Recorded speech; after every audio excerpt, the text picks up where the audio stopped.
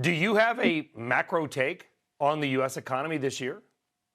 Well, it certainly seems like we may be ending or getting closer to the end of this rate cycle with the Fed, given last week's comments and some of the indicators we've seen over the last week. But we wouldn't necessarily sound the all clear here. We still foresee volatility in the markets.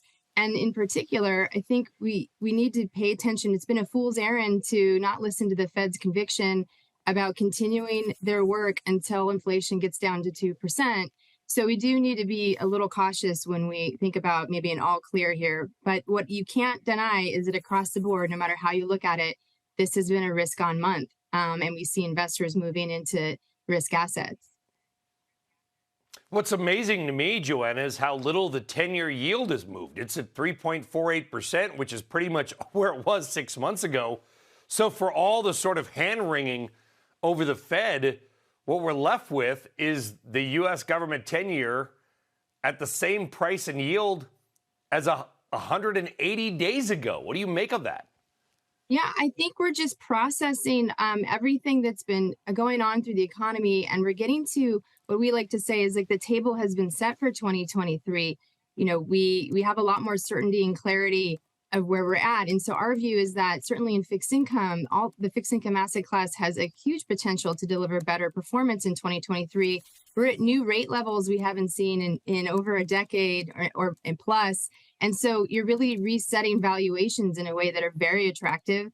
And I think the market is settling in on what's next. And we have gotten past different points of market exuberance in 2022, which were probably overstated. And then we watched, the Fed, double down on its path. And so now it just looks like probably a more clear path for these markets. And that's maybe where the stability is coming from.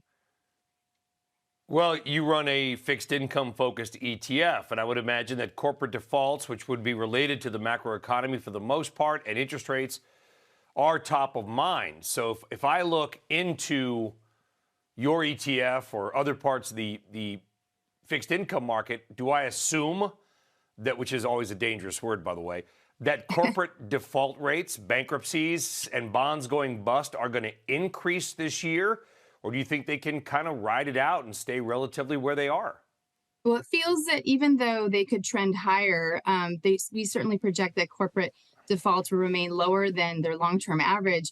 And we just have to remember that these companies are starting from a stronger place than they maybe would have in other recessions. They have better balance sheets. They did a lot of refinancing of their debt throughout the pandemic when rates were low. And their fundamentals probably allow them, all those things coupled together, allow them to weather this storm a little bit better. And if we are softening on our expectations on recession, then you may see some defaults, but you're also seeing some really important differentiation of returns across, triple C's are up significantly this month. That doesn't mean, again, there's an all clear, but you can really kind of look into areas of quality in credit, in high yield, and NIG. And we project, because of higher yields, you're going to have a very strong performance here for fixed income. So more to come, but a really strong place that companies are starting from relative to other recessions and other downturns.